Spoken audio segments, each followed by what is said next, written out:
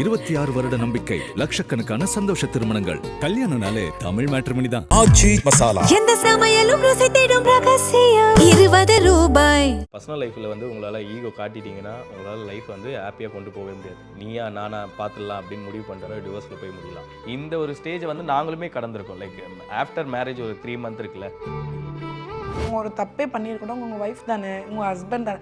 Husband பண்ணால் நம்ம revenge பண்ணலாம், ஒய்ஃப் கழுத்துலேயே போடலாம். எப்பவுமே அதை சொல்லுவோம், நீ தானே விடு, நீ தானே பண்ண விடு. ஸோ இப்படி இருந்துட்டா இப்போ எல்லாருமே சண்டை போட்டுக்காம ஜாலியாக தானே இருப்பாங்க. அந்த இது யாருக்குமே இருக்க மாட்டேங்குது அப்படின்னு நான் நினைப்பேன். பட் நான் சொல்ல மாட்டேன், சொல்லுவோம்.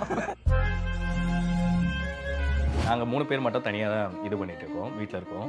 அப்படி இருக்கப்போ இவங்க 2 பேரும் தனியாக விட்டு போகணுன்ற எண்ணம் எனக்கே அந்த தாட்டே போகாது. அப்போ மட்டும் சார் நம்ம மேரேஜ் ஆகாமல் இருந்தால் பிள்ளை சுற்றிருக்கலாமே எப்படி தோணும்.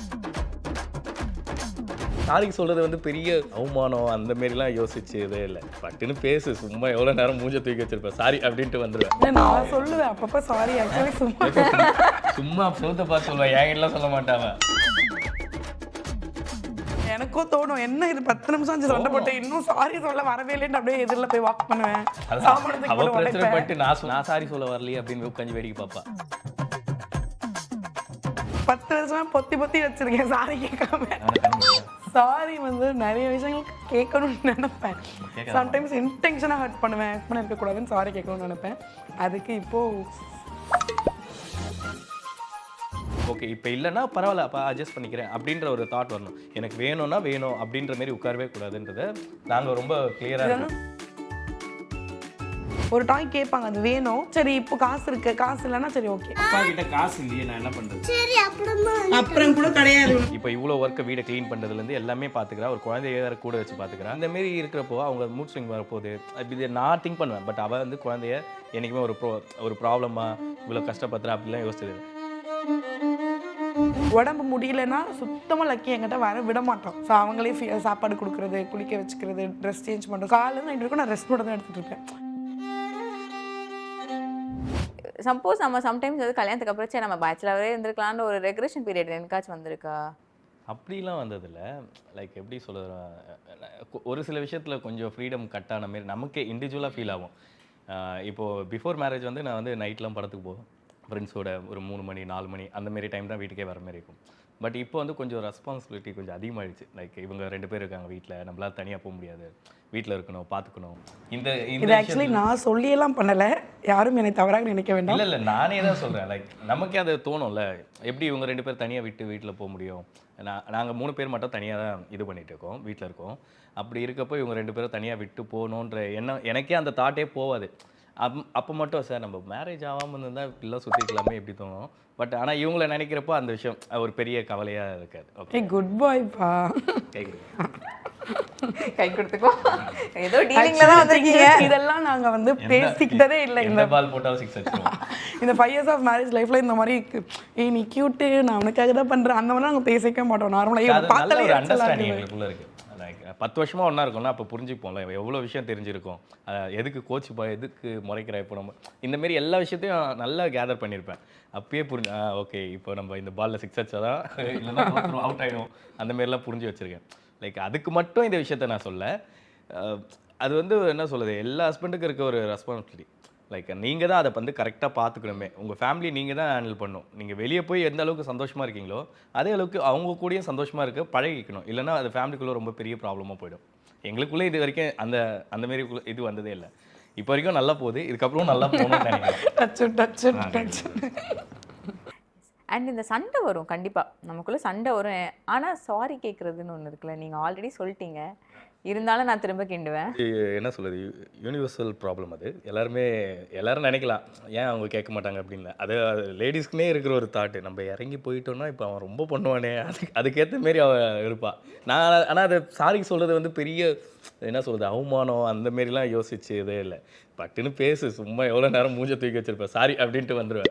இந்த மாரி முடிச்சிருவேன். அதை ரொம்ப கொண்டு போய் அதை சண்டையாக 2 நாள் 3 நாள் பேச சொல்லுவேன் அப்பப்போ சாரி. ஆக்சுவலி சும்மா சோத்தை பார்த்து சொல்லுவேன், என்கிட்டலாம் சொல்ல மாட்டாங்க. சும்மா சொல்லி பார்த்துப்பேன், சொல்லலாம்னு சொல்லி பார்ப்பேன், சொல்லக்கூடாது. நான் தான் சொல்கிறேன். ஆக்சுவலாக அதான், நான் இப்போ சண்டை போட்டால் நான் பேசாமல் இருப்போம். அது 1 நாள் ஆகும், 2 நாள் ஆகும், அப்புறம் ஈகோ கிளாஷ் ஆகும். அது ரொம்ப கஷ்டமாக இருக்கும். பேசாமல் 2 பேர் தான் இருக்கும் ஒரு வீட்டில், 2 பேரும் மாற்றி மாற்றி பேசிக்கலன்னா எப்படி இருக்கும்? அதனால் சரி முடிச்சிடணும் அந்த பிரச்சனை.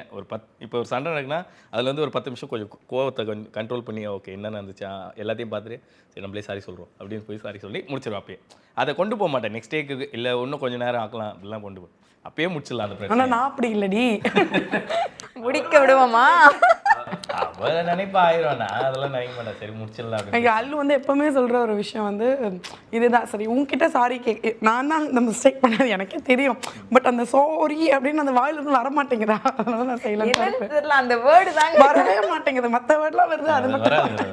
அது வந்து என்ன சொல்லுவான்னா உங்ககிட்ட சாரி சொல்கிறது, இப்போ நம்ம சாரி சொல்கிறதுனால நம்ம டே இன்னைக்கு சேஞ்ச் ஆகும், நம்ம ஹாப்பியாக மாற போகிறோம்னா நான் ஏன் அதை சொல்லாமல் இருக்கணும் அப்படிங்கிறத சரி சொல்கிறானே அவனே சொல்லணும். அதை திங்க் பண்ணி மண்டெல்லாம் வலிக்க இல்லை எனக்கும் தோணும் என்ன இது 10 நிமிஷம் ஆச்சு சண்டை போட்டு இன்னும் சாரி சொல்ல வரவே இல்லைன்னு அப்படியே எதிரில் போய் வாக் பண்ணுவேன், சாமானத்துக்கு போட்டு உடைப்பேன், நான் சாரி சொல்ல வரலையே அப்படின்னு உட்காந்து வேடிக்கை பார்ப்பா. அப்படி முன்னாடியே அப்படி இப்படி கண்ணை தொடச்சிட்டு போகிற மாதிரி போவோம். அதுக்கப்புறம் அவனே வந்துடுவான், சரி ஓகே சாரி அதானே வேணும் அப்படின்ட்டு. ஸோ எஸ் இவங்க சாரி சொன்னதே இல்லை, அதனால வந்துட்டு இப்போ அவருக்கு வந்து ஒரு அந்த நான் வந்துட்டேன் ஒரு சாரி ஒரு ப்ராமிஸ் எதுக்கு சொல்வீங்க? ப்ராமிஸா? முதல்ல நம்ம சாரி கேட்போம். என்ன வேர்ட்? சாரி. சாரி என்ன வாய்ஸ் இருக்கா? சாரி வந்து எதுக்கு கேட்கணும் அப்படின்னா நிறைய விஷயத்துக்கு ஆக்சுவலி கேட்கணும். கால வேணாம் இல்லையா? சாரி கேட்கணும். ஐயோ இந்த பாருங்க 10 வருஷமா பொத்தி பொத்தி வச்சிருக்கேன் சாரி கேட்காம. சும்மா சொல்லு. சாரி. நான் கண்ண முடியும். சாரி வந்து நிறைய விஷயங்களுக்கு கேட்கணும்னு நினைப்பேன். சம்டைம்ஸ் இன்டென்ஷனாக ஹர்ட் பண்ணுவேன், கோவமாக ஆக்சுவலி உண்மையாக பேசணும்னா எங்கள் 2 பேருக்குள்ளே சண்டை ஆக்சுவலி வரவே வராது. என் ஃபேமிலி சைட்லேருந்து ஏதாவது ஒரு விஷயம், அவங்க ஃபேமிலி சைட், ஸோ அந்த மாதிரி தான் எங்களுக்குள்ளே சண்டை வரும்.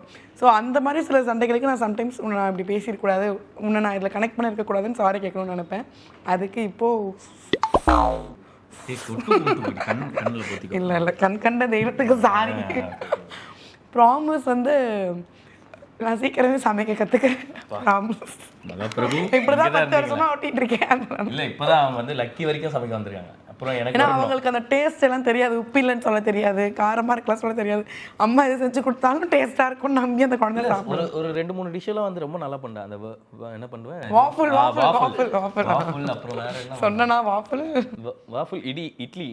இட்லி தோசை இதெல்லாம் வந்து ஏங்க இட்லி தோசைங்களா? அதுவும் ஃபுட் தானே சாப்பிடுங்க. ஓகே இட்லி தோசை ஆக்சுவலி எனக்கு இட்லியே வராது, நான் இட்லி கூட சுட தெரியாம இருந்தாங்க. இப்போ எவ்வளவு டெவலப் பண்ணிருக்காங்க. ஆமா அது கரெக்டா அரேஞ்ச் பண்ணி அதெல்லாம் பண்றேன். இது வந்து ஒரு பீத்தல் எல்லாம் இல்ல, பட் எனக்கு குக் பண்ண தெரியாது, வீட்லயுமே குக் பண்ண தெரியாது, இங்கேயும் வந்து எனக்கு அது அப்படிலாம் எதுவும் இல்லை. பட் இப்போ நான் லேர்ன் பண்ணிட்டு இருக்கேன் கொஞ்சம் கொஞ்சமா. நீங்க ஒரு சாரி, நீங்க நிறைய சாரி கேட்டுட்டீங்க, பட் ஸ்டில் வந்துட்டு ஒரு விஷயத்துக்கு சாரி ஒரு ப்ராமிஸ் தான் என்னவா இருக்கும்? தண்ணி பாட்டில் தண்ணி பிடிச்சி வைனுவா நைட்டில் அவன் மறந்துடுவேன். அதுக்கு தான் காலையில் எழுந்து திட்டினப்பா. ஆக்சுவலாக தூங்கத்துக்கு முன்னாடி பாட்டிலில் தண்ணி பிடிச்சி பக்கத்தில் வைனுவா, நான் மறந்துடுவேன். சரி சாரி மன்னிச்சிட்டேன் நாளிலேருந்து பிடிச்சி வச்சிரு. வேற என்ன சொல்லணும்? ஆக்சுவலி சம்டைம்ஸ் பிடிச்சி வச்சிருவான், நான் அதை குடிச்சிருவேன், காலையில் எனக்கு அது மறந்துடும். காலியா இருக்கு தண்ணி அப்படின்னு சொல்லிட்டு சண்டை போட்டு நான் சொன்னா எனக்கு என்னன்னா நீ பிடிக்கலன்னு சொன்னா நம்புவான்.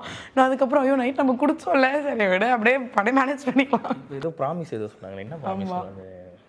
ப்ராமிஸ் எனக்கு கிரிக்கெட் போக மாட்டேன்னு ப்ராமிஸ் பண்ணு. அதெல்லாம் அந்த பசங்க கூட அந்த குள்ள நதி கூட சேர மாட்டேன்னு ப்ராமிஸ். உன் கூட தான் நீ சேரக்கூடாது, வெளியே விட மாட்டேன். இல்லை நான் ப்ராமிஸ் எதுக்கு பண்ணி கொடுக்குறேன்? அந்த ஓட்டேரி நரி கூட சேர மாட்டேன் ப்ராமிஸ் பண்ணி. ஏய் கம்முனு ஏன் நீ பேரெல்லாம் சொல்லிக்கிட்டு இருக்கேன்? அப்படிலாம் இல்லை, ப்ராமிஸ் வந்து உன்னை நல்லா பார்த்துக்கிறேன். தேங்க்யூ. ஆனா நீங்க இவரையும் வந்து தண்ணி பிடிக்கலன்னு சொல்லி ஏமாத்துறீங்க. பாப்பாவை வந்துட்டு நல்லா சமைச்சு சாப்பிட பிள்ளைக்கு ஒன்றும் தெரியாதுங்கிறதுக்காக அந்த பிள்ளையும் ஏமாத்தி. அவங்களுக்கு இப்போ டேஸ்ட் பட்ஸ் ஒர்க் ஆக ஆரம்பிச்சிருச்சு, இதுல ஏதோ கம்மியா இருக்கு, இது முன்னெல்லாம் தெரியாது அவங்களுக்கு. எது கொடுத்தாலும் அம்மா கொடுத்தா நல்லதுன்னு சாப்பிட்றோம். பட் அது எனக்கு வந்து என்னன்னா சரி நம்ம கரெக்டாக கொடுக்கும். எதுக்கு அவங்களுக்கும் என்ன சொல்லுது, இப்போ வெளியே சாப்பிட்றப்போ வீட்டில் சாப்பிட்றது அவங்களுக்கு நல்ல டிஃப்ரென்ஸ் தெரியும். வெளியே சாப்பிட்றப்போ இது நல்லா இருக்கு அப்படின்னு 2 வாய் எக்ஸ்ட்ரா தான் போகும். இங்கன்னா ஐயோ அம்மா வயிறு வலிக்குதுமா தலை வலிக்குதுமா ஏதாவது சொல்லி சமாளிப்பாங்க. அப்போ கூட வாயில் வச்சு. ஆக்சுவலி பிரேக்ஃபாஸ்ட் டின்னர் வந்து நான் குக் பண்ணுவேன், ஏன்னா அது ஈஸி, தோசை இட்லி அந்த மாதிரி தான். லஞ்ச் வந்து பெரிய ப்ராசஸ். அது வந்து என்ன ஒர்க் போனாலுமே மார்னிங் 8 to 9 எங்கள் வீட்டில் லஞ்ச் ப்ரிப்பரேஷன் வந்து முடிஞ்சிடும். ஸோ ரெடி பண்ணி வச்சுட்டு ஒர்க் போகிறது, லக்கே ஸ்கூல் கூப்பிட்டு போகிறது. நம்ம வேலை என்னன்னா ஓகே இந்த மெனுவாக சாப்பிட்டு படுப்போம் அப்படிங்க.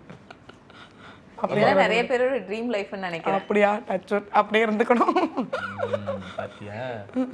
அண்ட் இப்போ இருக்கிற ஜென்ரேஷனில் பார்த்தோன்னா இந்த ரிலேஷன்ஷிப்பை சஸ்டெயின் பண்ணுறதே ரொம்ப கஷ்டம். ஈஸியாக பிரேக்கப், ஈஸியாக டிவோர்ஸ்னு ஒரு விஷயம் இருக்குல்ல. What is your advice to keep a relationship so happy? என்ன சாரி சொல்லிட்டீங்கன்னா பிரச்சனை முடிஞ்சிடும். ஈஸியான வே தான்.